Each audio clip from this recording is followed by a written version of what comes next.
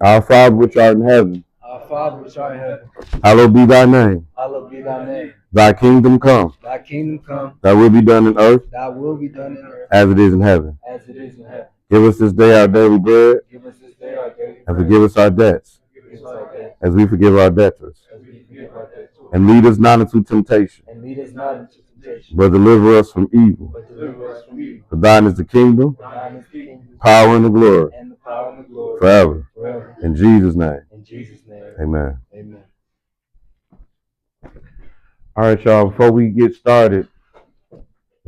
No, not before we get started. As we get started, my first question is from today's class. Do we have any questions concerning the lesson and or anything from the writings of Paul? In-house, before we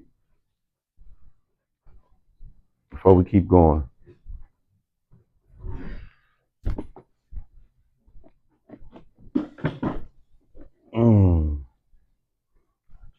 Okay.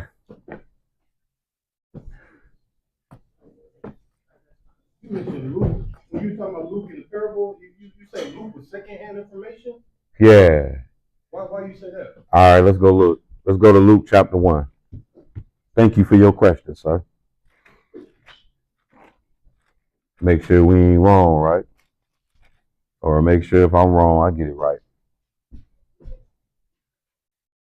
You said 2? Luke chapter 1.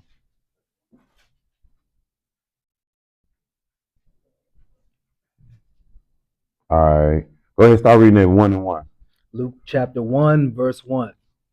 For as much as many have taken in hand to set forth in order a declaration of those things which are most surely believed among us, even as they delivered them unto us, which from the beginning were eyewitnesses and ministers of the word. Right. Go ahead.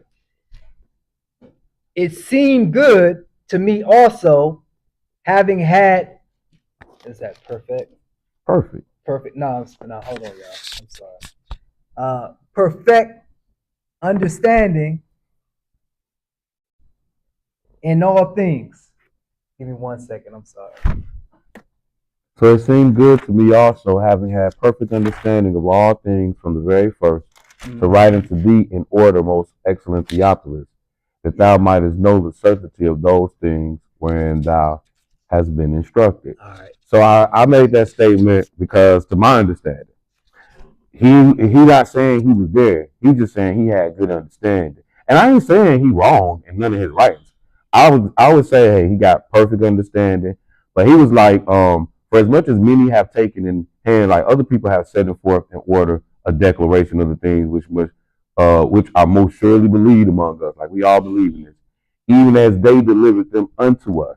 So it just sounded like he was getting it from somebody else, but having good understanding, he began to write. Now, the scholars say that he is writing to the Gentile, and that we find Luke running with Paul, if I'm not mistaken. So let me make sure I can find that real quick. And that's why I make that statement. And again, I only make that statement so like we go to 2 Timothy chapter 4. Well, no, let's go to Colossians 4 first, and then we'll go to 2 Timothy. But I only make that statement on the level of that how you gonna take Luke, who it don't even say he was the eyewitness of the things that happened. How you gonna take him, run with his parable, and make it supersede the writings of God? I ain't saying Luke, my man. You know what I'm saying? Like there's a 0% chance that I think anything's wrong with Luke. Yet Luke is where most of your parables are found, and people be acting like, oh, Lazarus is in Abraham's bosom, so he must be in heaven, or some underworld place, or something weird to that effect. So like, how we gonna do that? You know what I'm saying? With Luke, when he like who is Luke? That's really what I'm saying. Like, who is he to change the rules to the game? But here's more why I say it too. So we find, and this don't make it have to be so, but we find also in Luke chapter 2, meaning even what we read, he could have still been there and just wrote it like this. You know what I'm saying? Like, because the way he wrote it, even as they delivered them unto us, which from the beginning were eyewitnesses and ministers, like maybe he was an eyewitness with them. You know what I'm saying? Like, he could have been, but just the way you read to me, it seemed like secondhand information that he received, or he was a student. But then we find Luke later. So let's go to Colossians chapter 4. Colossians chapter 4. And chapter 4, verse I'm gonna start at 13 and 14. All right. For I bear him record that he hath a great zeal for you, and them that are in Laodicea, and them in Hierapolis. 14. Luke, the beloved physician, and Demas greet you. Right. So, to my understanding, he writing for Paul in this case, because he ain't write this letter. It tells you at the beginning in chapter 1, verse 1, Paul, an apostle of Jesus Christ, and Timothy is our brother. But then when we get to the end, it's like Luke, the beloved physician, greet you. You know what I'm saying? So what we can determine from that is Luke and Paul, they running buddies. Now, that still don't stamp in stone like, man, Luke wasn't there. You know what I'm saying? But it leads us to see that more. Well, excuse me, he might wasn't there with them. Like, here's another place. 2 Timothy chapter 4. And in this place, we're gonna see Luke and Mark. So that's what I'm saying. Like, he could have been there. You know what I'm saying? But just the way it reads to me is like, it sounds like you, like he said, I have perfect understanding of what happened. So you ain't got, whether you was there or not, it don't matter. You writing because you got perfect understanding.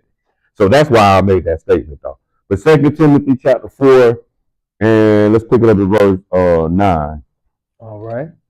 Do thy diligence to come shortly unto me, for Demas hath forsaken me, having loved this present world, and is departed unto Thessalonica, Crescens to Galatia, Titus unto Dalmatia. Only Luke is with me. So that would lead me to believe, because Paul wrote this too, you know what I'm saying? Luke was running with Paul, you know what I mean? And then when you go back into Acts and you like start seeing Paul, he was with Barnabas at first. Then some years done went by before he split up with Barnabas. I could probably find how many years it is. I don't want to guess. Anybody know offhand how many years Paul was with Barnabas? Before they split? Yeah. Okay, don't worry about it. But so I'm saying, but then he picked up, then Paul picked up Luke a little later. You know what I'm saying? So like that would just lead me to believe, and I could be wrong. I don't have no problem being wrong. You know what I mean? But that would just make me feel like, he got secondhand information. But that's why I said it. But more importantly, was not that it was not about that. It was more about how we gonna take Luke writings and make them supersede, you know what I'm saying, the writings of the law. That was more the point that I was making. If I was in error of saying secondhand, but this is why I think that though, just the way it's all written. But he say, only Luke is with me. Take Mark and bring him with thee, for he is profitable to me for the ministry. And then he go into some more. And Tychius have I sent to Ephesus. All that just be showing you like, yeah, he had and them places ain't far either. Like when you read about Mars Hill, I think that's on the same island that Athens is on, and I think man, hold on. 17? No, I can just go look at it. On the map. Yeah, I can just go look at it. But like the region ain't that far. Like Corinthians and Athens, Delphi, like all them places. Ephesus, all them places. I don't know. You got one. I'll let you see mine. All them places right there though. You know what I'm saying? All these places where he going. You know what I mean? Like they go Ephesus, Corinth, you dig what I'm saying? Those Tarshish, like all the little joints is there. So it's like the region ain't far. So it ain't even uncommon like for you to even know. You know what I'm saying? Like, yeah, I'm over here in Corinth, but my partner stay over there in Athens. But that's just across the water. Stuff like that. So yeah, but that's why I made that statement. But like I said, more importantly, it was about the fact that we can't let before we start getting into Luke and getting confused by the New Testament, make sure we. And that did confuse me too. What's that? That parable, because I thought like in Proverbs it says like uneven legs is like a parable, a wrong parable or something. Yeah. I thought that parable had to be true. Okay, well, it's not that it has to be.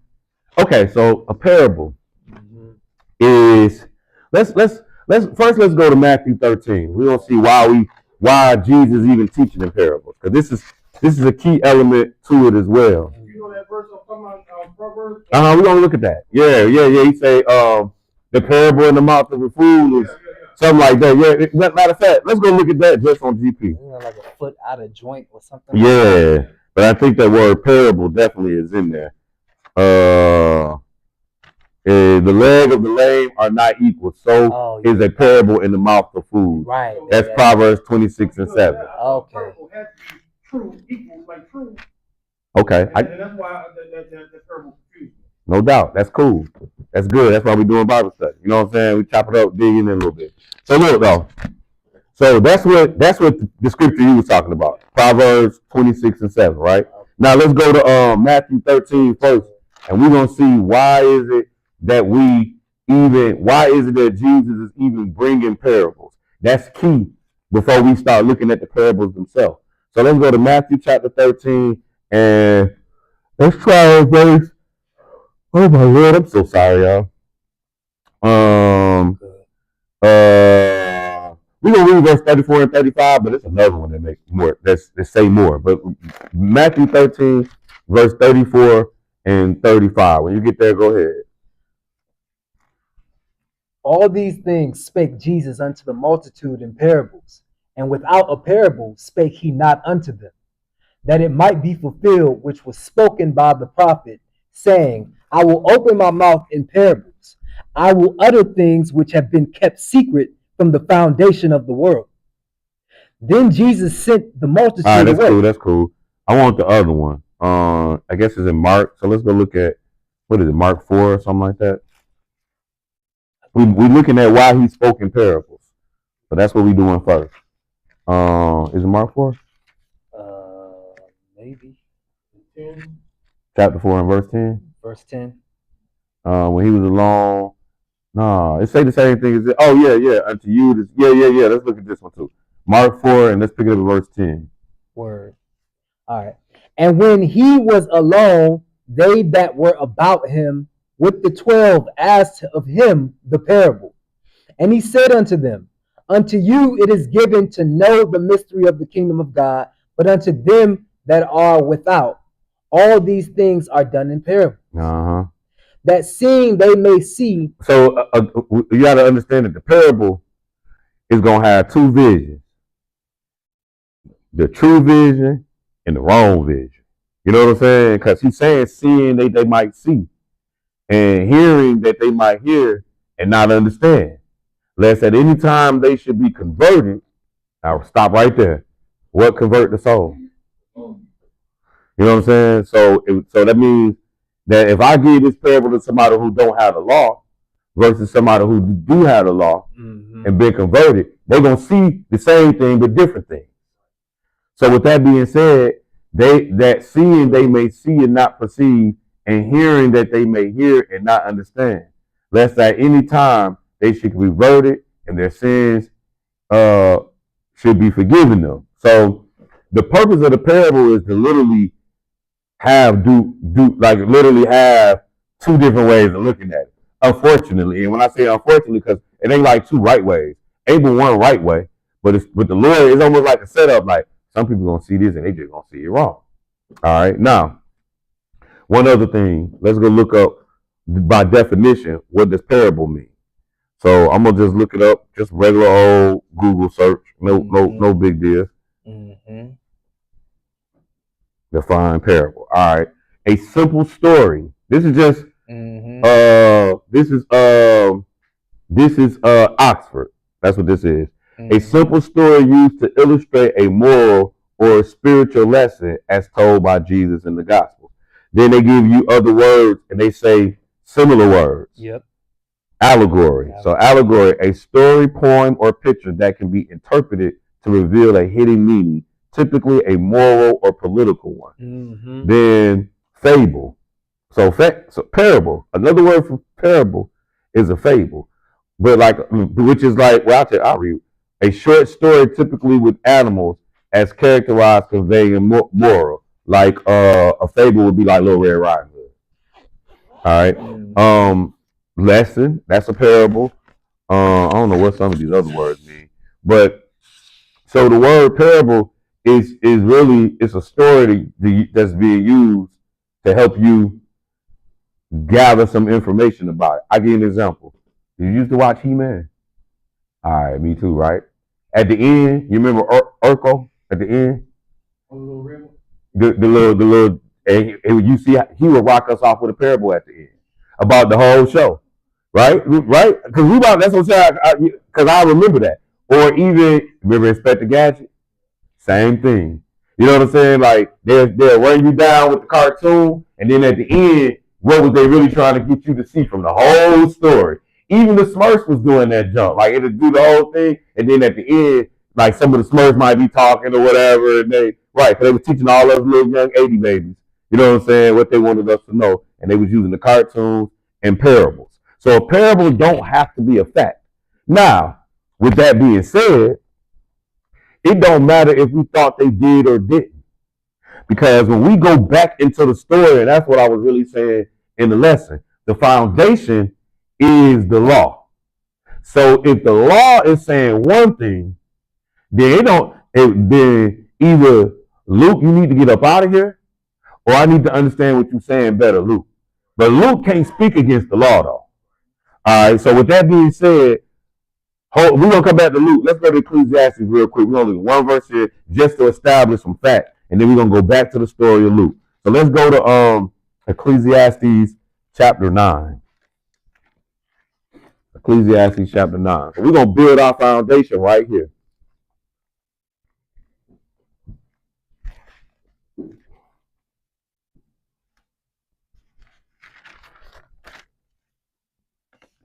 You can start at verse 2.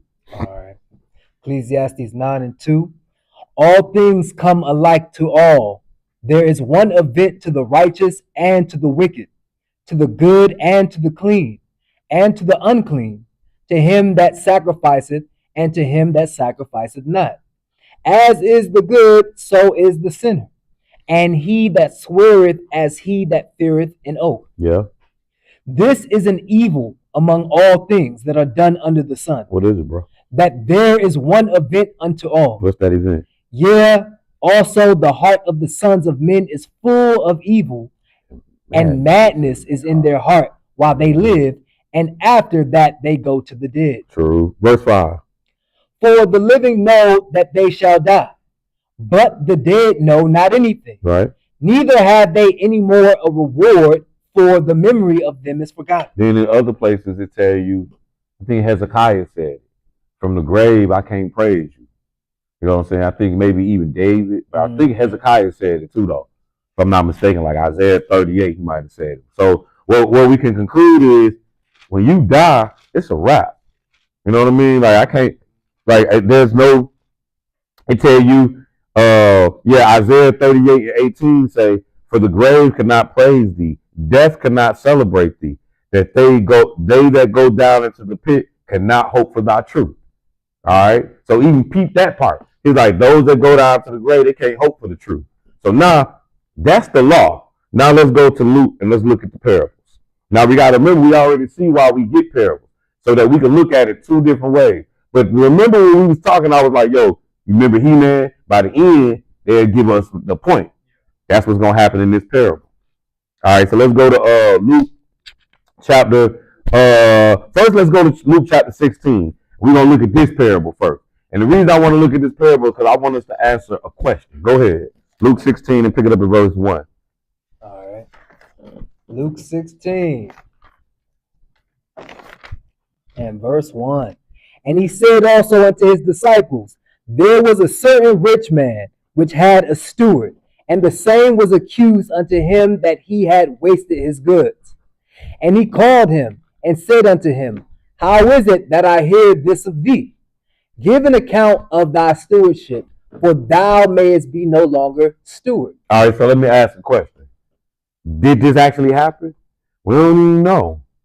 You know what I'm saying? Like, we don't know if a man it was a steward and somebody gave account for his stewardship, and then the steward said within himself, "What shall I do?" No, verse 2, and he called him and said unto him, How is it that I hear this of thee? Give an account of thy stewardship, for thou mayest be no longer a steward. Then the steward said within himself, What shall I do? For my Lord taketh away from me thy stewardship. I cannot dig, to beg I am ashamed. I done figured it out, verse 4. I resolved what to do, that when I am put out of my stewardship or my job, they may receive me into their house. So he called every one of his Lord's debtor unto him. So we can keep reading the story, but the point is, did it actually happen? We don't know. You know what I'm saying? Now we could say, oh, it had to happen because he said so. That's cool. I don't care. You know what I'm saying? Because he's getting to a point. His point is, read verse 13. Verse 13. No servant can serve two masters, for either he will hate the one and love the other. So after he tells the story, he going to give you the moral, just like the cartoons we used to rock with. You know what I'm saying? So we entertained by the cartoons, and now we can listen to whatever She-Ra and the little thing he said at the end. You remember that one? Yeah. Go ahead. Or else he will hold to the one and despise the other. Yep. He cannot serve God and mammon. All right, now, verse 19. Let's jump down here. There was a certain rich man which was clothed in purple and fine linen, and fared sumptuously every day. And there was a certain beggar named Lazarus, which was laid at his gate full of sores, and desiring to be fed with the crumbs which fell from the rich man's table. Moreover, the dogs came and licked his sores. And it came to pass that the beggar died, and was carried by the angels into Abraham's bosom. The rich man also died and was buried.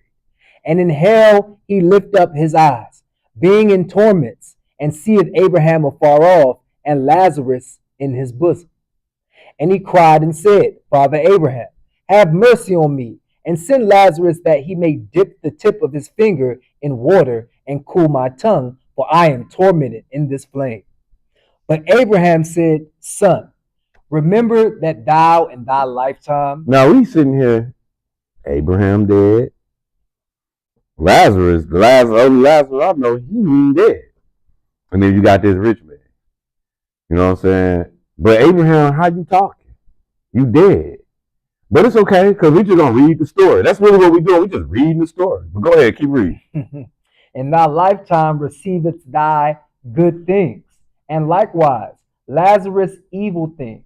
But now he is comforted, and thou art tormented. Yes. And beside all this, between us and you there is a great gulf fixed, so that they which would pass from hence to you cannot, neither can they pass to us that would come from thence. Okay, so he's saying it's a gulf fix, and then between Abraham and the rich man, and they told the conversation, but can't nobody pass through. Now, when I actually go into the Bible and start reading about the lake of fire, because that's what we're going to assume well the rich man is. Like, the first time I see it, who the rich man? Because Satan ain't even in the lake of fire. First person I see is the Antichrist and the military leader. Then the first two I ever see is empty short of them two. Then, matter of fact, hold your spot here and let's go to Revelation. Revelation 20. Yeah. Yeah, I think so. Yeah, 20 and 10. Revelation 20 and 10. So, like this in the future. So that means if it's going on now, if the lake of fire got the rich man in there right now, then I guess when the Lord come back, he's going to pull him out. Because when we read this, watch how this reads. Luke 20 and 10. And the devil that deceived them was cast into the lake of fire and brimstone, where the beast and the false prophet are. So it's only putting them two in the lake of fire. So like we got to start thinking too, like, man, we got to establish a matter by the mouth of 2 or 3 witnesses. So that means I need more. If I take that Luke story out of here, do I ever see anybody else in heaven or hell? You know what I'm saying? Do I see anybody else talking from the grave? Any of that? You know what I mean? Like I gotta ask myself that on my journey of trying to figure this out. Because the reality is, I don't care if you don't agree with me on this subject. What I'm saying, I'm trying to equip you with what you need to make sure you getting it right or wrong. You follow what I'm saying? Like whether you can not agree with me today, and if I'm right and you agree with me tomorrow, then mission accomplished. You dig what I'm saying? Like the one thing I hate is that we sit here and we try to act like we can change your mind about something. If I can change your mind every time I talk to you, then you weak. You weak. You get what I'm saying? Like not to say you shouldn't be that you should be stubborn, but what I'm saying is my job is to equip you with what you need to find the answers. That's why I keep giving you the tools. Like I'm like, okay, well, it say let a matter be established by the mouth of 2 or 3 witnesses. So if we gonna change the game and put people in the lake, then we need somebody else there too, besides just the rich dude. You know what I'm saying? Like we need some 2, 3 witnesses. If we can talk from the grave, I need to see somebody else doing it too. You know what I'm saying? Like so, just little pieces to say, well, okay, well maybe. So let's go back to the parable. So let's go back to Luke chapter 16, pick it back up at 23, and read this time. Read it all the way through. All right. Luke 16 and 23. And in hell he lift up his eyes, being in torments, and seeth Abraham. He say he in hell, but we already looked at hell in the future. Where you at? So that means we done pulled you up out of there. You know what I'm saying? Like, oh, my bad, bro. You were supposed to be burning for 400 years. You know what I'm saying? That was a mistake. So we're going to put you back in the grave. Or do we take you up to heaven? But then Jesus said, ain't nobody up in heaven. But go ahead, read some more. And seeth Abraham afar off, and Lazarus in his bosom. Yeah. And he cried and said, Father Abraham. And even the description, like it's in Isaiah 66, it say we're going to be able to go over there and look at them. That's it. And he say we hold no conversations. You know what I mean? Like I'm gonna imagine if Daniel fire was so hot, yeah, Hananiah, Mishael, and Hananiah, Mishael, and Azariah. Yeah. Yeah, Hananiah, Mishael, and Azariah, and Daniel. If the fire that they was being threatened to put in was so hot that as the people that was going to put them in there was burning, then this supposed to be the lake of fire. So you can't tell me this cooler than Nebuchadnezzar fire. So I shouldn't be able to stand too close to this fire without catching fire myself. You know what I mean? So it's kind of like, dang, like this story, like, is it really? So read 24. Right. And he cried and said, Father Abraham, have mercy on me, and send Lazarus that he may dip the tip of his finger in water and cool my tongue, for I am tormented in this flame. So now the rich man got to speak Abraham tongue even. Unless when we go to hell and heaven, we get a hell heaven tongue. I mean, you know what I'm saying? Like I'm just trying to put the variables out here when you're looking at it like, yeah, that's a point too. You know what I'm saying? But they hold a conversation. Meaning Abraham existed back closer to the Tower of Babel. When did this? Because if this rich man existed, even Lazarus and Abraham do not understand each other. Not the Lazarus of the New Testament versus Abraham of the Old Testament. No way. We don't even understand Americans 400 years ago. You get what I'm saying? If we went back in time 400 years ago, we started talking, bro, they probably lock us up. They gonna probably lock us up. You know what I mean? But go ahead, keep reading. But Abraham said, Son, remember that thou in thy lifetime receivest thy good things, and likewise Lazarus evil things. But now he is comforted, and thou art tormented. Right, so he's telling the story. Go ahead. And beside all this, between us and you there is a great gulf fixed, so that they which would pass from hence to you cannot, neither can they pass to us that would come from thence. Yes. Then he said, I pray thee, therefore, Father, that thou wouldest send him to my father's house. So now, the rich man saying, well, send him to my daddy's house there. You know what I'm saying? Go ahead. For I have 5 brethren, that he may testify unto them, lest they also come into this place of torment. Uh-huh. Abraham saith unto him, They have Moses and the prophets. Let them hear them. Bruh, like Moses is after Abraham. Like, why you got to say that, Abraham? But keep going though. Right. And he said, Nay, Father Abraham, but if one went unto them from the dead, they will repent. So the conversation between Abraham and the rich man, the rich man say, hey, send them to my daddy house. Abraham say, why? They got Moses. Then he say, but if somebody went from the dead, they would listen to him, which is probably true. You know what I'm saying? Like if I knew my great granddaddy from the grave came back to talk to me, I probably would listen to her. So the ideal of it is true. But go ahead. And he said, here go Urkel right here. You feel me? Here go the end of Inspector Gadget. You know what I'm saying? Here go the moral of the story, which is, go ahead. Right. And he said unto him, if they hear not Moses and the prophets, neither will they be persuaded, though one rose from the dead. And who really wrote, what he really said is, if they ain't finna hear Moses, they ain't finna hear Jesus. That's the moral of the story. Yeah. You know what I'm saying? But we just used the story where we got somebody, like he painted a picture so that you can see, like, okay, he was like, by the time we got to the end, he was like, hey man, go back and talk to my peoples. And then Abraham quicked him too, like, they got Moses. You know what I'm saying? Like, what they need your people. What you need for somebody. If they won't hear Moses, they're not going to hear somebody who rose from the dead. But Jesus truly is the one who rose from the dead. So the moral of the story is, if they don't want to hear Moses, they don't want to hear Jesus.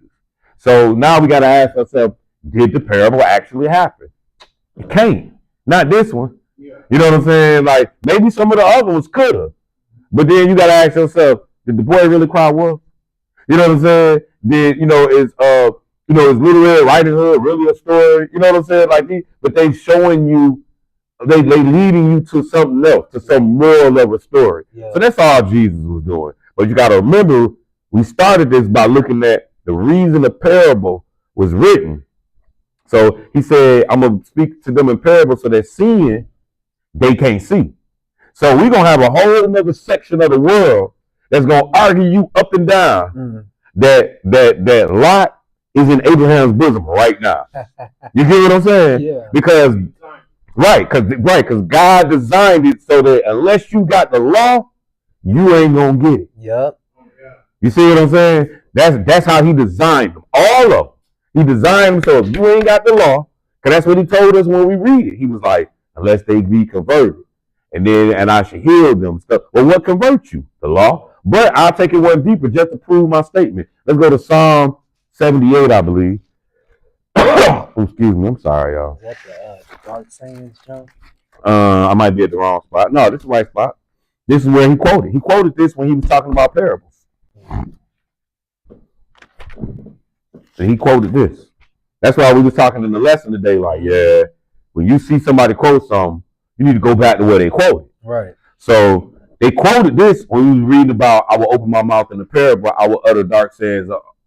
Did he say that? Utter dark sayings? Oh, in Matthew? In Matthew? Did he? I think so. I know he said he's going to open his mouth in the parable. Let's just, all we got to do is just go, go back. And play 13, them together. Right? Yeah.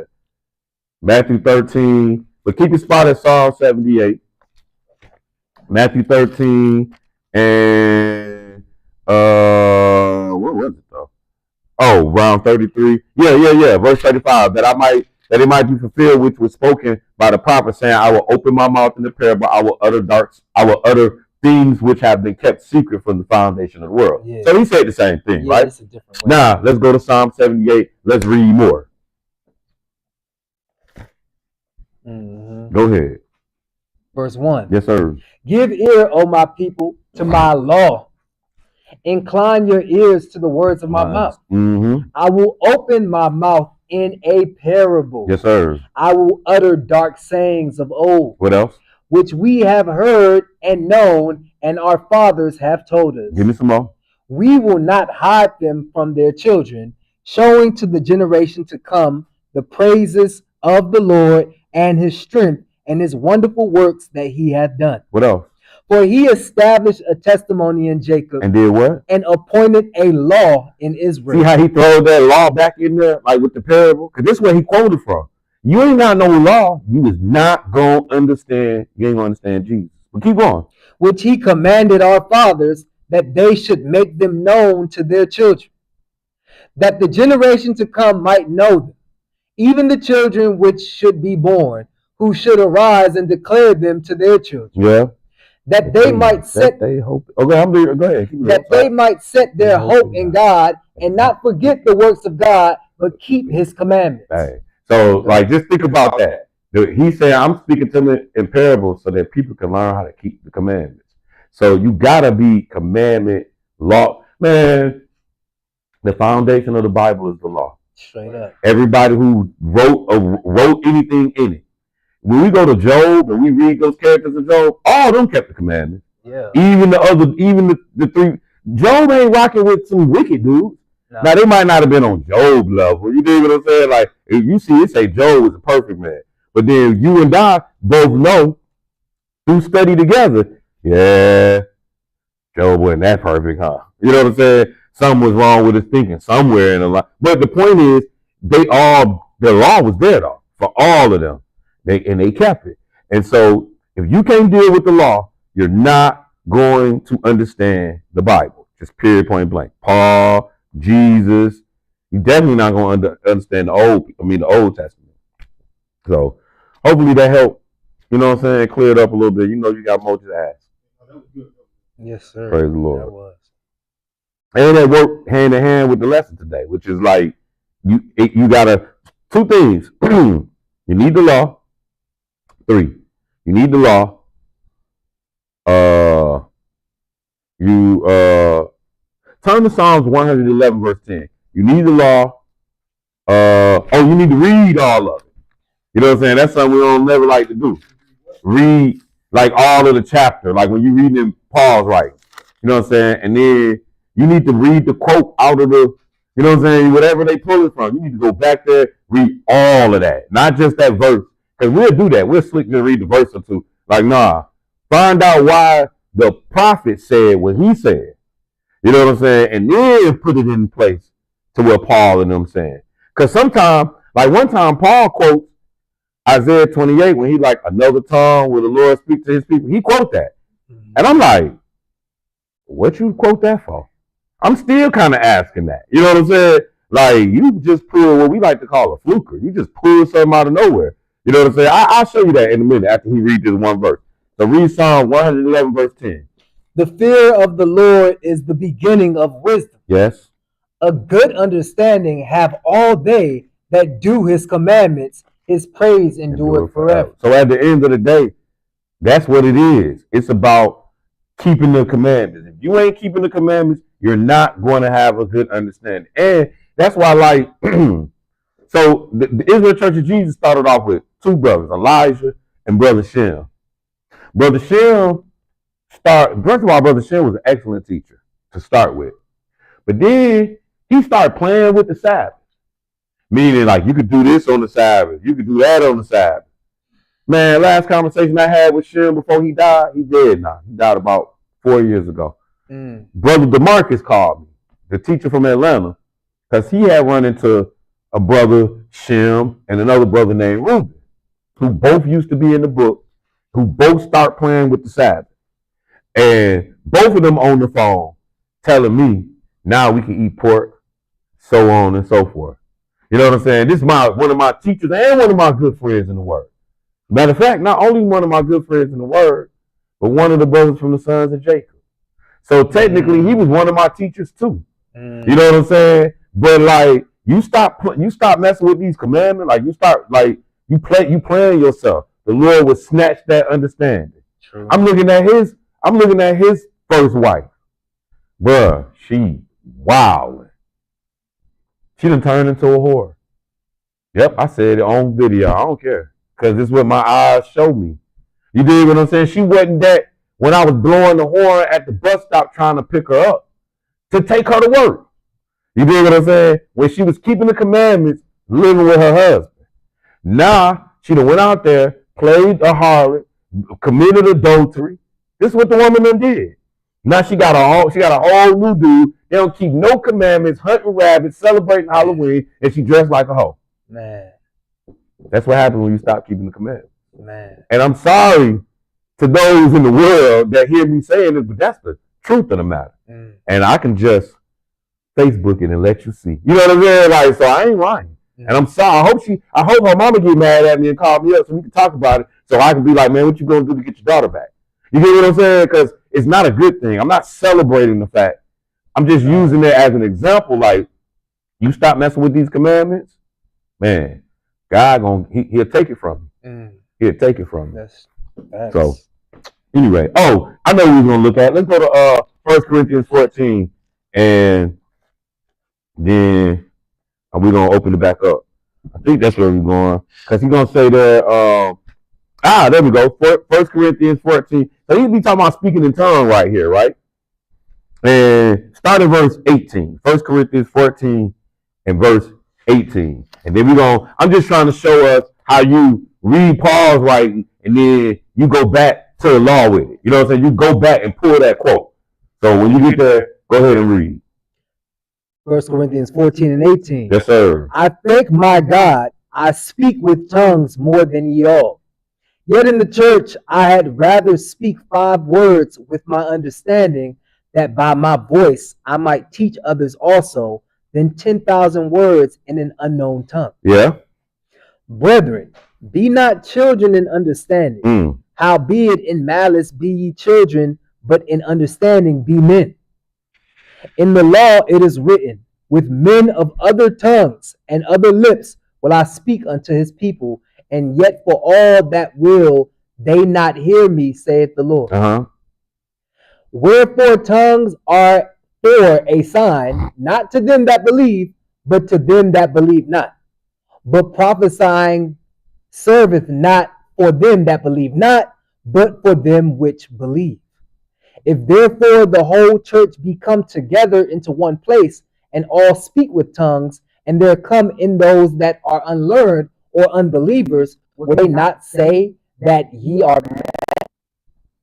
But if all prophesy, and there come in one that believeth not, or one unlearned, he is convinced of all, he is judged of all, and thus are the secrets of his heart made manifest. So that's good. So now we're gonna go to Isaiah 28, because when you look at verse 21, it say, in the law it is written. So that means now we can go and see where this is written. That's right. With the men of other tongues and other lips will I speak unto this people, and yet for all that they will not hear me. So we're gonna go to Isaiah 28 and pull that. Now all I say is, I know why Isaiah got it in here, and I know what you're trying to say, Paul, but I mean, I don't necessarily think. I think Paul kind of pulled it and then and made it fit. I ain't saying it don't fit, but I'm saying you would have to go read that whole chapter to see what I'm really saying. Like Paul talking about, he's explaining what speaking in tongues is, and that it's a language. And then you pull this, but I mean, anyway, let's look at this. What is Isaiah? Is it 28 or is it 29? 28. Isaiah 28 and verse. Here we go. Verse 10. Verse 10. Start there. Yes, sir. For precept must be upon precept, precept upon precept, line upon line, line upon line, here a little and there a little. Yes. For with stammering lips and another tongue will he speak to his people. Dang, that's where he pulled that from. But then this chapter really about getting understanding. But he did say, hey, I'm gonna go speak to the people of my people in another tongue, another language. You know what I'm saying? Like I said, I do know why Paul pulled it, but because it's talking about languages. But I'm gonna leave it there. So yeah.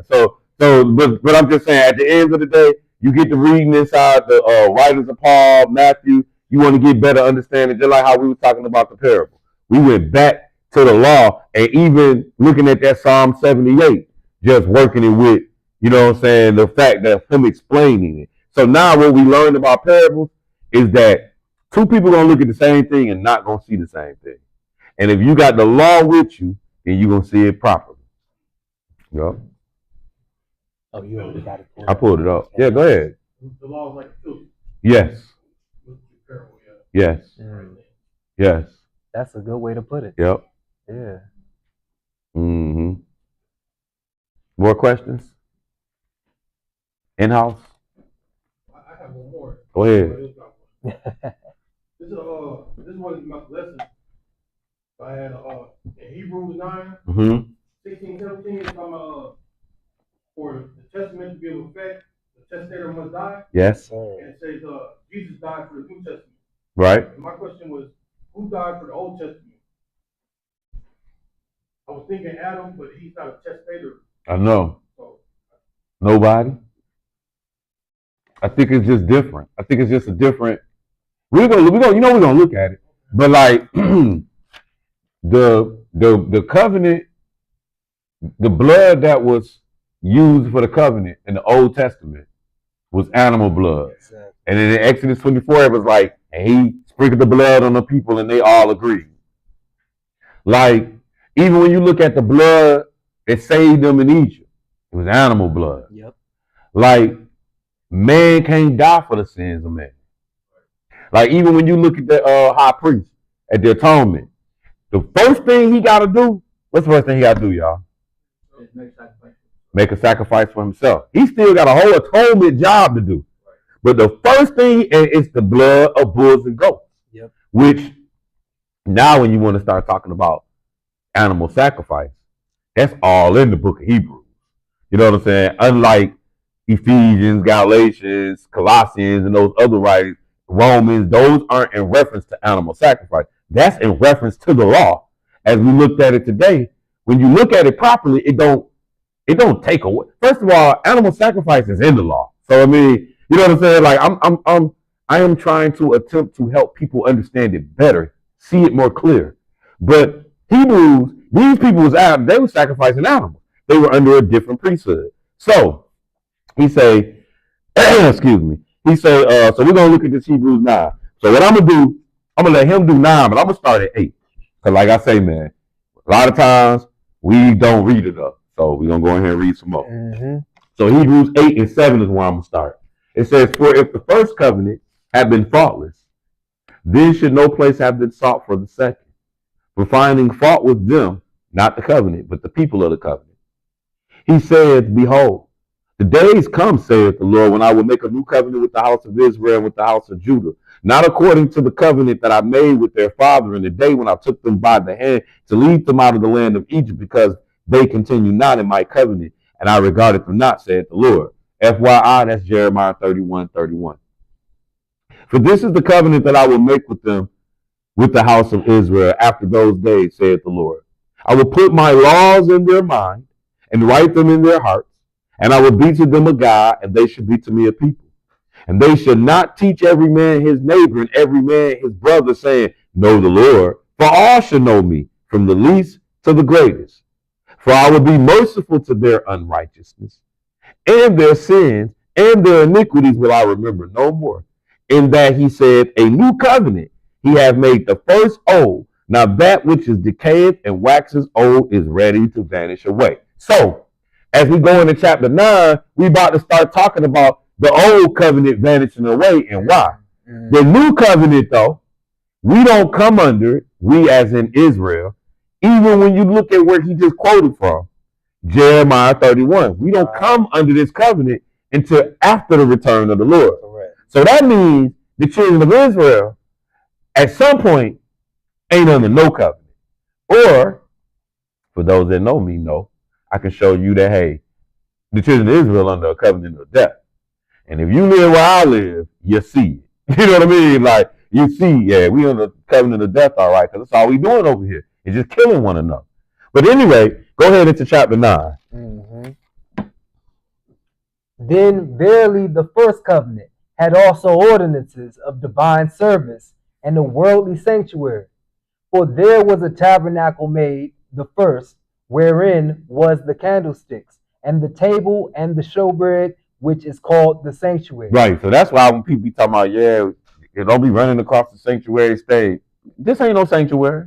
Now, you know, I play football, so the football field was our sanctuary. So I understand the term sanctuary sometimes. We use it in another, you know what I'm saying, avenue. But when we talking church, this ain't the sanctuary. The Israel of God ain't the sanctuary. Israel Church of Jesus ain't the sanctuary. You know what I'm saying? Amen. The sanctuary is a real, why I be saying this word wrong lately? A real specific place, which is where the showbread was, the candlestick was. That's what he's telling you. Yeah. And then after you get to the showbread and the candlestick in the sanctuary, and after the second veil, the tabernacle, which is called the holiness of all. So that means when you was in the sanctuary, it was a veil, like similar, but it was purple, similar and longer. You know what I'm saying? But it covered up the Ark of the Covenant. And so the Ark of the Covenant would have sat behind a long, big old purple veil. You know what I'm saying? Inside the sanctuary where the showbread is and all that kind of stuff. Can't nobody go back there but once a year. Meantime, the sanctuary, like, if I'm not mistaken, when a woman off her cycle, she come there. Because she got to come to the priest and present whatever turtle dove, whatever she got to present. So that just lets you know, not anybody can walk into the sanctuary. But I'm saying, it's rules to it. David walked up in there. That's how he got the showbread. You know what I'm saying? But it's rules to it. But behind that holiest of all, ain't nobody go back there but once a year, period, point blank. That place had to be nasty. Because, like, all you doing is sprinkling blood every year, just sprinkling blood. You got some dried up blood all over the ground. I don't know, because it don't give you instructions on cleaning it. Unless God just, like, after the atonement was done, just like, let me just run a puff of fire in here. And since ain't nobody coming back. Like, I honestly just don't know. But I can just imagine, every year we sprinkling blood on this. Anyway, so he was like, verse 3. Yep. And after the second veil, the tabernacle, which is called the holiest of all, yep, which had the golden censer and the ark of the covenant overlaid round about with gold, wherein was the golden pot that had manna and Aaron's rod that budded, and the tables of the covenant. Yes. And over it the cherubims of glory, shadowing the mercy seat, of which we cannot now speak particularly. Go ahead. Now when these things were thus ordained. And I think we had this conversation. I don't know, man. I talked to so many people, but I think you and I had this conversation. This is what I use to show why we don't wear fringes. You know what I'm saying? Like, I don't get into that. People be, because we under another covenant block. That's not good. That's not good enough. He said wear fringes. You know what I'm saying? Like, how you just gonna all of a sudden say, since we under a new covenant? Well, the new covenant is still law-based. True. So then how you gonna just say we can't wear them? Give me something else. This is what I actually use for it. So keep reading, because we're gonna see what we're gonna see. But go ahead, keep reading. What verse? 6 from the top. Wherever you are, I don't care. 6 from the top. Now when these things were thus ordained, the priests went always into the first tabernacle, accomplishing the service of God. But into the second went the high priest alone once every year, not without blood, which he offered for himself and for the errors of the people. The Holy Ghost, this signifying that the way into the holiest of all was not yet made manifest, while as the first tabernacle was yet standing. Go ahead. Which was a figure for the time then present, in which were offered both gifts and sacrifices that could not make him that did the service perfect as pertaining to the conscience. Go ahead. Which stood only in meats and drinks and diverse washings and carnal ordinances. Right, so that's why when we start talking about wearing fringes, I'm like, that's one of them carnal ordinances. Just like me putting the law on my doorpost. You know what I'm saying? Now, don't get it twisted. If you wear fringes, like, I'm not gonna hate. Right. You know what I'm saying? Like, matter of fact, I met a man in the restroom because he had on fringes. You know what I'm saying? And we was in Michigan somewhere, and next thing you know, we Facebook friends now, we vibing now. You know what I'm saying? Because he had on fringes, let me know he was a Hebrew. Word. You know what I'm saying? Now, my issue was how he was scared to, because we in the restroom, but I'm saying, it's crazy too, because I'm weird like that. I'm peeing, he peeing, we both standing next to each other. I'm like, why you got them fringes? No, why you got them on your pants? Now, we in the restroom. You know what I mean? Like, I know he was like, he was like, because God said so. Like, he was so like kind of, I was like, look, they friends. Like, I just was like, let me stop playing with this dude. He ain't seem like he a little, like he ain't even sure what he on like that. But then we conversate, you know what I'm saying? He go to a church, blase this up in Michigan. I think he was near Kalamazoo or Grand Rapids, somewhere. I don't remember where but he told me. But then I'm like, oh, okay. You on Facebook? Yeah, me too. Bet. So, like I'm saying, big up to the fringes. because it identifies you in our society. Oh, you're saying you're a Hebrew. Yes, sir. Now, personally, I ain't necessarily running around here trying to be no Hebrew. That's just my person. If anything, if we want to take a book, I need to be a son of Abraham based off what we seen today. But at the end of the day, man, I'm just another Negro trying to get to heaven. You know what I'm saying? Like, if anything, I'm trying to be a son of God. Right. You know what I'm saying? But I'm not trying to be an Israelite like that. You dig what I'm saying? Like I have learned that Israel salvation come later. I need mine to come now. See, Israel's salvation come after the Lord returns. I don't want to be caught up in that. I need to get my salvation when the Lord returns. So therefore, I need to be a son of God, not an Israelite. But I'm not hating on nobody who wears fringes. I love to see them. You know what I'm saying? Like I say, I'm in society. If I see somebody with fringes on, like I already know. You showing me your hand. You know, I'm playing cards. You don't let me peep you out now. You know what I'm saying? I done legged up on you. Because I know I'm Israel and you don't know I'm Israel. You know what I'm saying? But that's neither here nor there. So anyway, that's what I use. We're still only in meats and drinks and divers washing, carnal ordinance imposed on them until the time of Reformation. So he was saying that stuff was there to the time of Reformation. Go ahead. But Christ being come and high priest of good things to come by a greater and more perfect tabernacle, not made with hands, that is to say, not of this building, neither by the blood of goats and calves, but by his own blood, he entered in once into the holy place, having obtained eternal redemption for us. Yes. For if the blood of bulls and goats, and the ashes of an heifer, sprinkling the unclean, sanctifies to the purifying of the flesh, how much more shall the blood of Christ, who through the eternal Spirit offered himself without spot to God, purge your conscience from dead works to serve the living God. So he's saying that the blood and bulls of goats and all that stuff sanctified to the purifying of the flesh. Jesus better. But that's all we getting though. Going back to your question. We getting the blood of bulls and goats and we getting man blood. That's it. Keep reading though. And for this cause, he is the mediator of the New Testament. See, that's because this is where your question is coming from. You know what I'm saying? So for this cause, Jesus is the mediator of the New Testament, or of this testament. Yes, sir. So I would have to say, if you ask me who was the mediator of the First Testament, I guess it was Moses. You know what I'm saying? Like when you think about it, that's why we call it the law of Moses. Because the mediator means a go-between. Yeah. Okay? So I'm going to say it had to be Moses. But regardless, he said, and for this cause, he is the mediator of the New Testament. Go ahead. That by means of death for the redemption of the transgressions that were under the First Testament, they which are called might receive the promise of eternal inheritance. For where a testament is, or where like a will, you know what I'm saying? True. Like that, like because I had to learn this like most recent. So for where there like a will is, go ahead. For where a testament is, there must also of necessity be the death of the testator. So in order for the will to be worth anything, somebody gotta die. Yeah. Like they told me my uncle when he died, he gonna give me a whole bunch of money. Ain't doing me no good now. You know what I mean? Like I ain't even holding my breath waiting on this dude to die. He might outlive me. I might not see a dime. You get what I'm saying? Like, so the moral of that story is, yeah, it's a fact that this gonna happen, but we gotta wait to the death or something. So what was the death that we had waiting on before? They was waiting on the same death. Right. The first covenant was waiting on the first covenant is just a schoolmaster. It's just a pause. So I don't just kill y'all Negroes.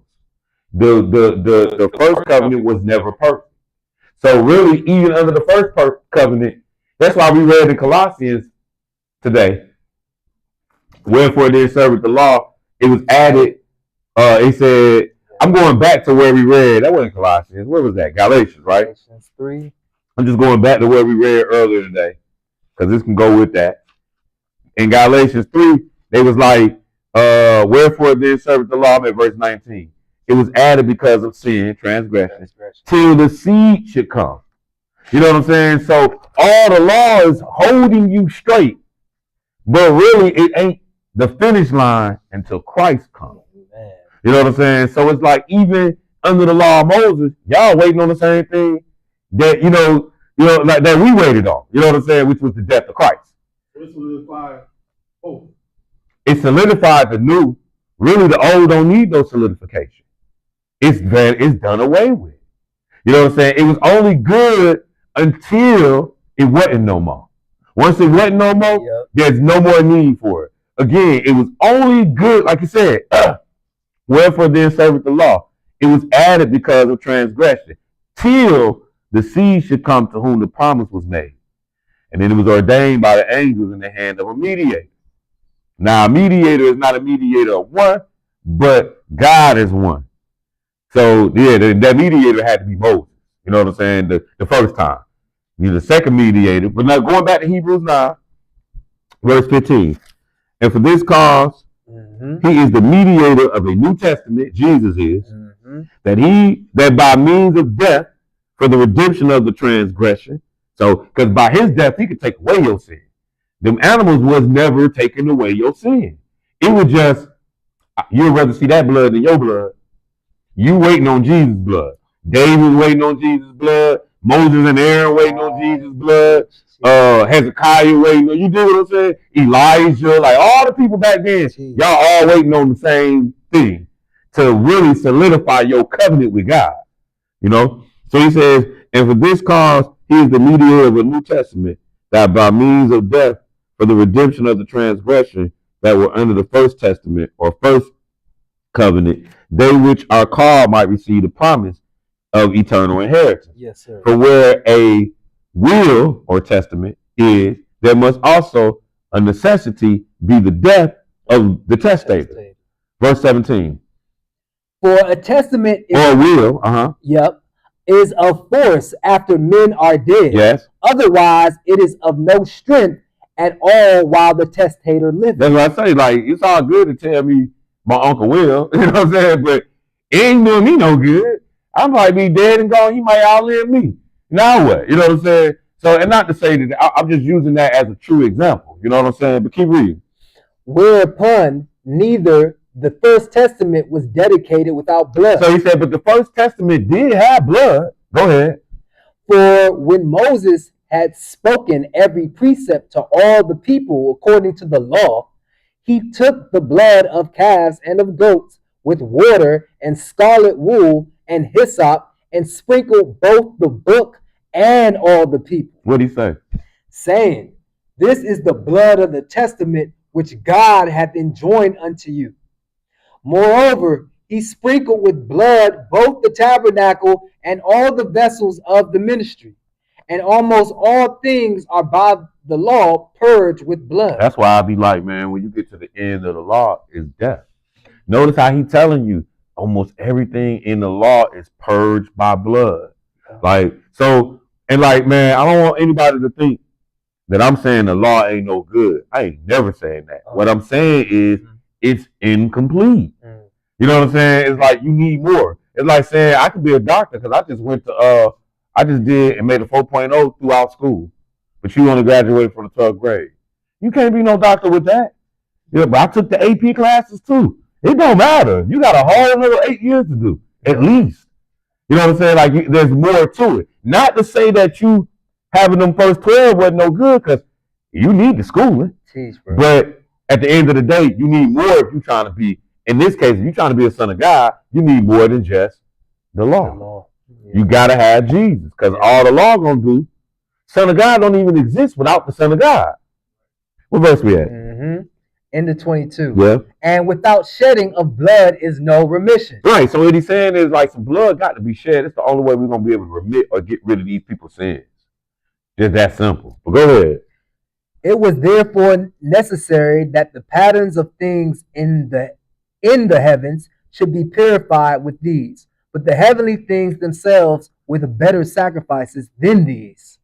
For Christ is not entered into the holy places made with hands, which are the figures of the true, but into heaven itself, now to appear in the presence of God for us. What he said right there is, Christ ain't going behind no veil.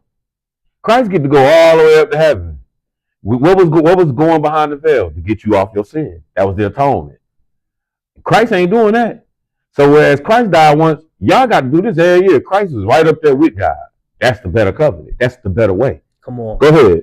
Nor yet that he should offer himself often, as the high priest entereth into the holy place every year with blood of others. For then must he often have suffered since the foundation of the world, but now. Meaning, so peep it. This part of your answer too. He said, if we was going to establish the old and the second under the same precept, then what we would be saying is, well, we would have had to kill Jesus from the foundation of the world every year. Jeez. Like, it's different. You dig what I'm saying? Like, meaning, as much as some things line up to be the same between first and second, or more back to your question, there was a need of a death of a testator. But why? Because the will that Jesus is leaving is saying, my blood gonna remit your sin. Ain't nobody leaving that will under the first covenant. The only mediator we got is Moses. He didn't die for us. Matter of fact, the Lord told him, man, him that sin, I'm gonna blot out the book of life, not you. You know what I mean? Like, so on the contrary, like really, you getting into the kingdom, Moses. These other knuckleheads. So go ahead, finish that up though.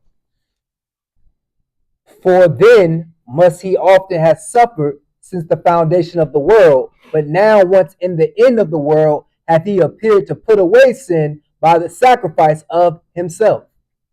And as it is appointed unto men once to die, but after this the judgment. So Christ was once offered to bear the sins of many, and unto them that look for him shall he appear the second time without sin unto salvation. So I don't know if we really answered your question. You know what I'm saying? But, and if we did, you know you can bring it back. But I'm saying at the end of the day, it wasn't no will to leave to have a death of a testator under the first covenant. You know what I mean? Like, whereas with the second covenant, there's actually the death of Jesus. His blood is remitting your sins, but he can't do nothing until he die. If he don't die, like how Satan had him in the garden trying to get him up out that thing, you know what I'm saying? Like, hey, you see Jesus came behind, like, man, not my will, but your will, Lord. You know what I mean? Because if Jesus would have backed up out of that and just been like, hey, man, just send me back to the crib, man, we do. Man. So hopefully that kind of. What resonated with me was Hebrews chapter 8, verse 7, when it says, for that first covenant had been faultless. So I can tell me right that it just had fault to it, the first covenant. Yeah. It wasn't all. It was not meant to be perfect. Yeah. You know what I'm saying? It's not that it wasn't perfect. You know what I'm saying? It was perfect for you to use it at the time. You know what I'm saying? Like a brand new horse in 1861. What good is a horse now? Ain't nobody riding no horse right now. We drive cars now. You get what I'm saying? It's like we not getting, horse can't beat no car. You get what I'm saying? Meaning, but that horse good before the invention of a motor. You know what I'm saying? Like, man, you going out there, you taking care of your horse. This is perfect. You know what I'm saying? You got 4 horses so you can get the carriage going. Hey, you done got so G, you done put shocks on your carriage. You know what I'm saying? But once we got a car, man, what I need this for? Kind of the same idea. You know what I'm saying? Like, it's just the old covenant way. That's why we was having the conversation, me and Brother Ira. Brother Ira was like, yeah, because we're going to be doing the Passover when we get into the kingdom. We're going to be doing the Pentecost, tabernacles, trumpets, all that. I said, we're going to be doing the atonement? He's like, yeah. I said, where you get that from? He was like, well, I tell you, we're going to be keeping the feast. I said, no, it's the Feast of Tabernacle. Now, let's think about something. We're in Jesus' kingdom. Jesus, the Passover lamb. So we about to start killing a lamb every year? Like, I thought he did that already. Then he then came back on the Pentecost, poured out his spirit. He tell you in Jeremiah chapter 31 or Ezekiel 20 maybe, that, hey, ain't nobody going to need to teach their neighbor because everybody going to know their neighbor. The Spirit of the Lord going to be all over the place. Atonement? Oh, we killing the lamb again for the sins of the world? He here. He was like, we talking about it. He like, yeah, what I'm saying, like I thought it had to be the same way. I said, you must forgot something was wrong. Like the first way was never complete. It was never a way to get you your salvation. Why is we duplicating that? That don't make sense. Jesus is right here. Why is we? I'm like, you go read to me where they sacrificing that stuff there. Go read Ezekiel and show me where they sacrificing, how that's going down, how the priests do sacrificing an atonement. When the Lord here. Right, when the Lord here. You don't see it. You know what I mean? So even though the Lord might be bringing the priesthood back, like it don't even mean that he bringing the sacrifices back. I was like, we're gonna be doing sin offerings when the Lord come back. I'm like, dang, like I thought he was the offering. So it's just something to think about. You know what I'm saying? Like meaning the Lord did something that can't be duplicated, emulated, and once it's done, everything behind it is a no-go. We ain't doing that again. That's why we ain't killing no animal now.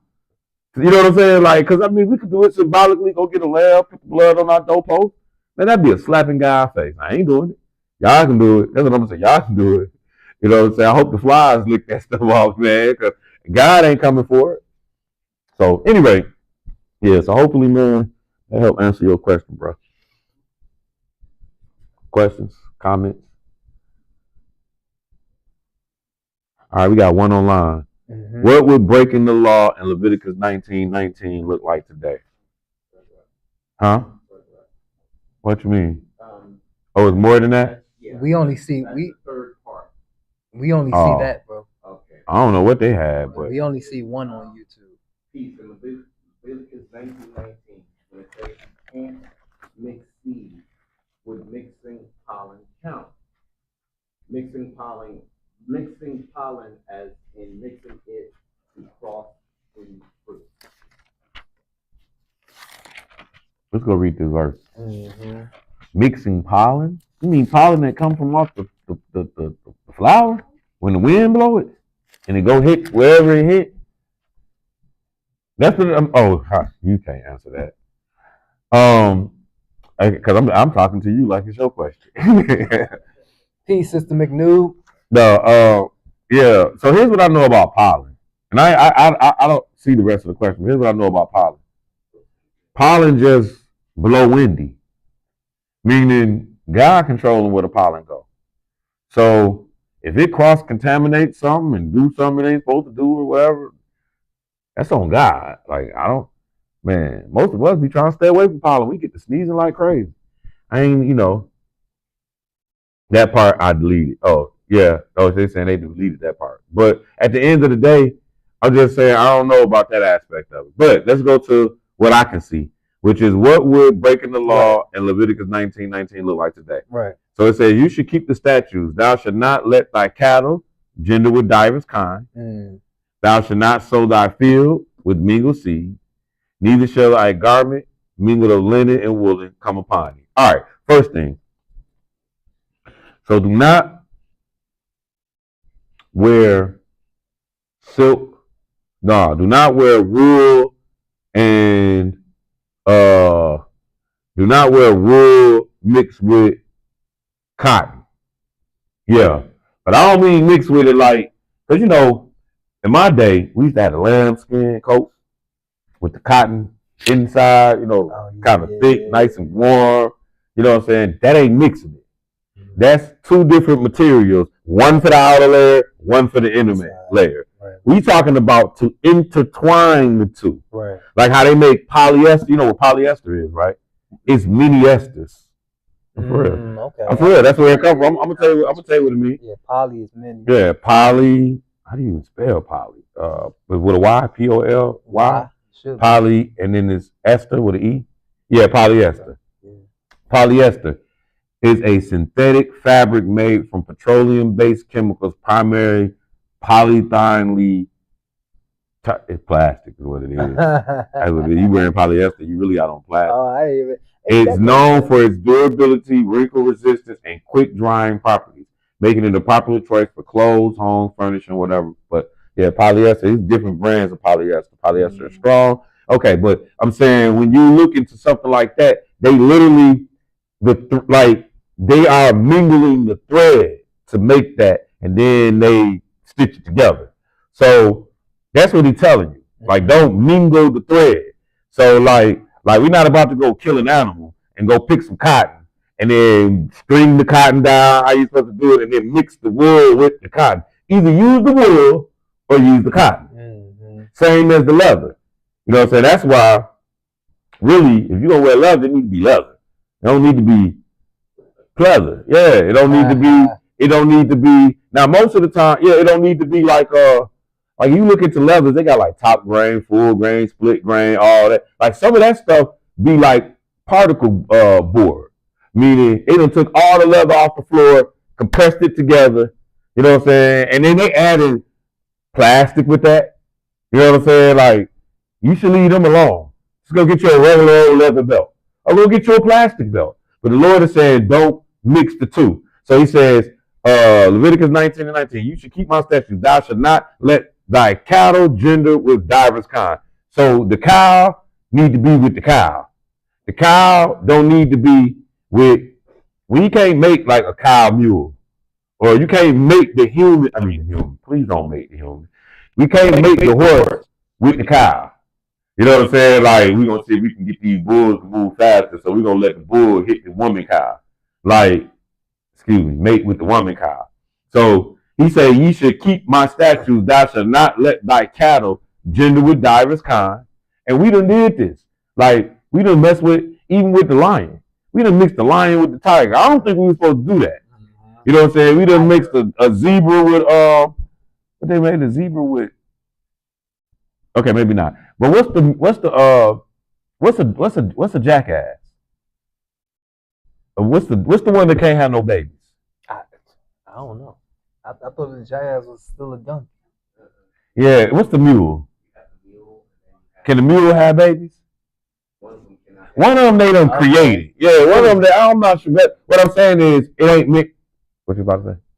Yeah. I don't remember mules, but like ligers can't have children. So like, ligers can't have babies? Most of them can. That's good to know. There's a liger and then they have a tiger, which is. Okay, hold on. A liger is a lion mixed with a tiger. They also have a tion, which is still a tiger mixed with a lion. Just different daddy. It's different. They categorize it like based off of like sort of like the characteristics they have. Like they have this from a tiger, this from a lion, this from a tion, this from a lion, this from. But they can't reproduce.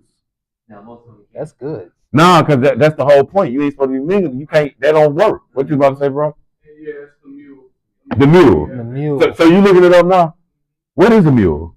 It's a cross. It's a cross between a horse and a donkey. That's okay. There we go. Yeah. I knew something like that. So you ain't supposed to do that. You know what I'm saying? And that's why you see it don't even reproduce. Like you done clone. You done made something that ain't even supposed to be. Because if it was, it could reproduce. That's what he's telling everybody. You know, go after your kind, reproduce, whatever. Right. So that's what that is. To answer that part of the question, you should keep my statutes. Thou shalt not let thy cattle gender with divers kind. Thou shalt not sow thy field with mingled seed. Yeah. So as far as sowing your field with mingled seed, like I'm gonna say it's probably the opposite of George Washington Carver. Ain't that the peanut man? Mm-hmm. So he came in and brought the peanuts because we was tearing up the ground with whatever vegetation we was putting in there. Then he'll come back across and say, if you put the peanuts in here, it's gonna re-nurture the ground. But the Lord said, don't plant nothing every 7 years. True. That's what you were supposed to do, not put the peanuts in there. But that's man trying to figure out the way to beat God so they can keep that revenue coming in on whatever it is that they growing out there. So they don't mingle the seed. That's one way. Then here's another way of mingling the seed. So we be doing weird stuff. Like I be watching it. Like they'll take like a banana, and I don't even know what the fruits be, but like they'll take the fruits and connect it with another fruit, and then they'll stick it in the ground, and next thing you know, a whole other fruit be done popped out. I'm like, dang, I didn't even know we could do that. That's mixing the seeds. You know what I'm saying? Like, look, man, keep an apple with apple. You know what I'm saying? Like, keep an orange with orange. Don't be trying to mix apples with oranges, and you got a orange apple. I don't know what the heck you gonna have. And we done did it, and we be eating it. And so I would say I've learned that the fruits with no seeds in it really lack nutrition. Mm-hmm. You know what I mean? They can't reproduce. So whatever y'all done did to make them, that's probably wrong too. Right. You know what I'm saying? I'm not gonna tell you not to eat it. You know what I mean? Because the law tell you what you can and not eat in the dietary law. So if it ain't there, you at liberty to do it. But you at liberty to chew bubble gum, but it don't mean it's gonna be nutritious for you. You know what I'm saying? So I'm just saying I ain't trying to tell you not to eat it, but I'm just saying like it ain't. From what I understand, it ain't fully all the way there. So hopefully that helps answer that question. Yeah, a mule is a mule, a house and a horse and a donkey. I mean, yeah. Is it a sin to eat mingle fruit? Oh, I guess I just answered that. Man, It's a sin to eat what God tell you not to eat. Right. That's what's a sin. Right. Like I said, you can chew bubble gum. It ain't gonna give you no nutrients, but I ain't gonna tell you it's a sin. If it ain't pork, shrimp, catfish, whatever, he ain't tell you in the dietary law in Leviticus chapter 11, then I ain't gonna be sitting here making up my own rules too. So we have it. Any more questions and or comments? In-house? Y'all are smart people. Of course, y'all don't have no questions. Nah, I do. Oh, what's your question? Follow up. Uh-huh. Based on this 19, Leviticus? Yeah, the same verse. Mm-hmm. And I think I understood you because you were giving her examples for today. Mm-hmm. But I think I might have heard that people try to say like, well, that was one of those laws that was just for that time, because they say that about some of the laws, like, farming or something like that. Like we don't have our own land, so we can't keep some of the laws that apply to that. But are we saying that this law right here, that's good? That's good. That's something that we need to make sure we're still not doing under the New Testament. Here's what I'm gonna do. I'm gonna go up to verse 11, and I'm gonna read. Word. You should not steal, neither deal falsely, neither lie one to another. You should not swear by my name falsely, neither shalt thou profane the name of thy God. I am the Lord. Thou shalt not defraud thy neighbor, neither rob him. The wages of him that is hired shall not abide with thee all night until the morning. So that commandment done away with. I'm just playing. Nah. Thou shalt not curse to death, nor put a stumbling block before the Lord, before the blind, but shalt fear thy God. I am the Lord. You should do no unrighteousness in judgment. Thou shalt not respect the person of the poor, nor honor the person of mighty. But in righteousness shalt thou judge thy neighbor. Thou shalt not go up and down as a talebearer among thy people, neither shalt thou stand against the blood of thy neighbor. I am the Lord. Thou shalt not hate thy brother in thy heart. Thou shalt in any wise rebuke thy neighbor and not suffer sin upon him. Thou shalt not avenge nor bear any grudge against the children of thy people, but thou shalt love thy neighbor as thyself. I am the Lord. You should keep my statutes. Thou shalt not let thy cattle gender with divers kinds. Thou shalt not sow thy field, mingle with seed, neither shall a garment mingle of linen and woolen come upon thee. Whosoever lieth carnally with a woman, that is a bondmaid, betrothed to a husband, and not at all redeemed, nor freedom given her, she shall be scourged. They shall not be put to death because she was not free. And he shall bring his trespass offering unto the Lord, unto the door of the tabernacle of the congregation, even a ram of the trespass offering. And the priest shall make an atonement. All right, we're gonna skip, but we're gonna keep running through a couple more. It don't never stop. It just keep giving you law. We're gonna go to verse 26. You should not eat anything with blood, neither shall you use enchantments, nor observe time. You should not round the corners of your head, neither shall thou mar the corners of thy beard. You should not make any cuttings in your flesh for the dead, nor print any marks upon you, for I am the Lord. Do not prostitute thy daughter to cause her to be a whore, lest the land fall to whoredom and the land become full of wickedness. You should keep my Sabbath and reverence my sanctuary. I am the Lord. Now, please show me how we do away with any of them. We do away with one of them, we're doing away with all of them. So that means that if we do away with the mingled garments, then, or rounding the corners of your hair, or marring the corners, then that means we should be able to prostitute our daughters then. And surely nobody's going to agree to that. Right. You know what I mean? Like, that's why I was like, we're going to read way more of this. For sure. Because ain't nobody going to buy that one. You know what I'm saying? And it's telling you in the same place to keep the Sabbath. Right. Like, so, you know what I mean? Like, we can't pick, what they say? Cherry pick? Yeah, we can't be in here cherry picking which ones make you feel good. But we do that, though. Even Israelites, Israel do it Yeah. Israel do it the tougher because we know more of them. So whatever commandments we don't want to keep, we act like we ain't gotta do that no more. Right. When you read verse 26, at the end it says, neither shall you use enchantment or observe time. What do they mean by observe time? Like zodiacs, you know what I'm saying? Or looking at the stars, or like Michael Jackson and me, we got the same birthday. So that means by observing time, we supposed to be the same. But we ain't nothing alike. You know what I'm saying? So meaning it's a fairy tale to believe that all Sagittarius or whatever the heck they're talking about, you know what I'm saying, are the same. That's not true. You know what I mean? But at the end of the day, that's what observing the time.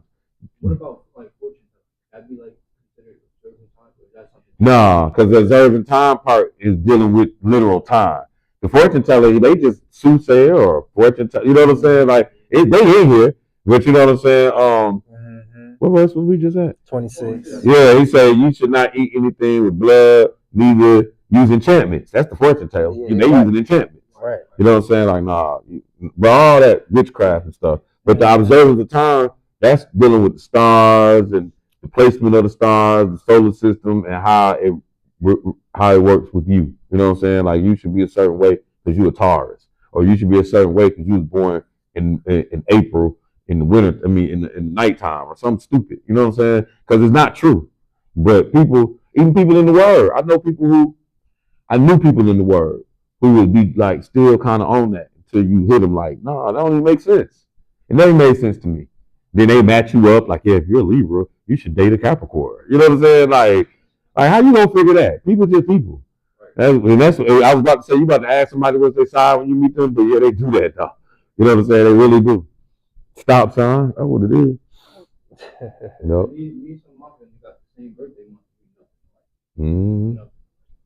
Yeah, that's some food gold, man. For sure. Selling me some sterling silver, talking about this platinum. You know what I mean? And you got your hand up over there, sis? Nah. Oh, yeah, she chilling. She sure. Yeah. You know what I mean? Like the commercial. You raise your hand if you sure. Just to follow up, Sister McNew had asked, what crossbreeding dogs count? No, they the same kind. Exactly. I was wondering what dog was first. Was it just a wolf? But no, that's the same kind. Right. So crossbreeding the dog is like breeding dogs is like breeding humans. Oh, you know I was what thinking the same like I ain't trying to be funny, like but Indian but the difference in that though Mexican. is in human life, please do not really you shouldn't do it to dogs either. Please do not make siblings. That's against the law of God. But when I say you shouldn't do it with dogs either, because I'm familiar with dog breeding and the way they try to make colors for dogs, like they try to make dogs have certain traits, but when they siblings, whatever is weak on me and weak on my sister, if you made us, that's gonna make it even weaker. So if it's a bladder that's weak, that bladder gonna be even weaker in that offspring. You know what I'm saying? But no, you can crossbreed dogs and create another breed of the pit bull. First of all, don't nobody halfway know what the pit bull is. Is it American Staffordshire Terrier mixed with a bulldog? Is it, you know what I'm saying? Like it's so many. That's why you got so many sized out pit bulls. You got little bitty pits like this. Then you got them big bolio pits like this that weigh like over 100 pounds. You know what I'm saying? Like because what they did, the pit ain't even the same thing. You know what I'm saying? And like the Doberman, you know where the Doberman come from? Picture. You know where it come from? No. What dog do it look like? I don't know. Rottweiler. Oh, like a skinny Rottweiler. Yeah, it's off-bred of a Rottweiler. Okay. Yeah, so the Rottweiler, the German Rottweiler was first. That dog go back to Roman time period. The Doberman came later. But if you look at the Doberman, he ain't nothing but a skinny Rottweiler. Yeah, skinny, yeah. You know what I'm saying? So then you can go back and breed them together, and then you go get a smaller Rottweiler or a bigger Doberman. Yeah, Smaller Rottweiler. Couldn't know what the daddy is. Yeah. I had one. The Doberman with the Rottweiler breed. And I had the Rottweiler at the same time. Okay. Right. And the Rottweiler was huge. And the Doberman mix was the boss. Was the boss? She was the boss. Mm-hmm. She was smaller. She was the boss though. True. Mhm. It'd be like that sometimes. Yeah. So anyway, so hopefully that kind of helped clear that up. Yeah, she said thank you. Yeah. So now you can mix cats. You can mix, but like I said, if you making something that you can't have no more babies, you did something wrong. You know what I'm saying? Like if you can't keep producing, yeah, you done messed up. You ain't supposed to do that. Yeah. Mm-hmm. So, any more in the house?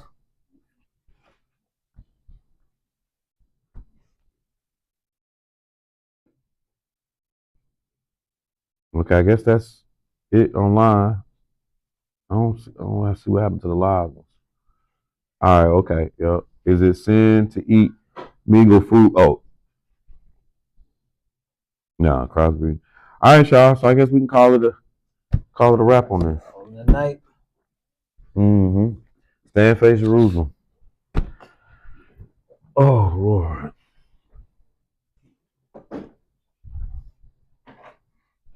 Take us to the bridge, my friend. Sir.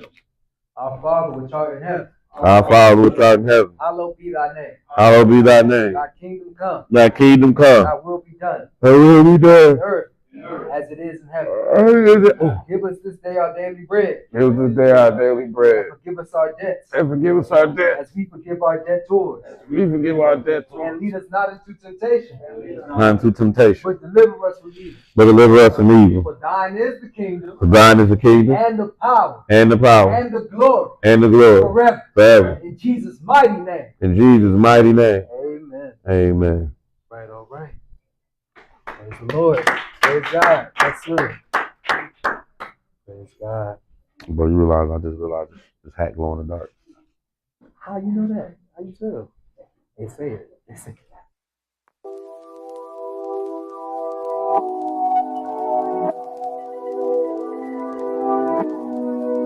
Cause everything's everything when you seek what's heavenly. Wait in the water, wait. Cause everything's everything when you seek what's heavenly.